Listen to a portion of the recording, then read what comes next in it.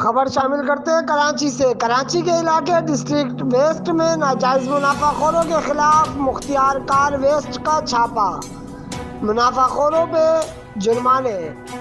تفصیل کے مطابق کراچی کے علاقے ڈسٹرکٹ ویسٹ میں کلہ لوگوں سے زائد رقم لینے پہ دکانداروں، ہوٹل مالکان، دودھ دہی کے شاپ پہ اسپیشل مجسٹریٹ نے کمشنر کراچی کی ہدایت پر سلطان آباد ایم ٹی خان روڈ ہجرت کالونی میں کارروائی کی، جس میں بہت سی دکانداروں سے زیادہ چارجز لینے پہ بروقت جرمانے عائد کیے۔ آج کل دکانداروں نے عوام کو لوٹنے میں کوئی کمی نہیں چھوڑی، جس کی اطلاع کمشنر کراچی صاحب کو ملتی رہی، جس پہ اسپیشل مجسٹریٹ نے کارروائی کی، جس میں بروقت جرمانے کے ساتھ وارننگ دیتے ہوئے کہا کہ آئندہ کمپلین ملنے پر جرمانے کے ساتھ دکان سیل اور اس شخص کی جیل۔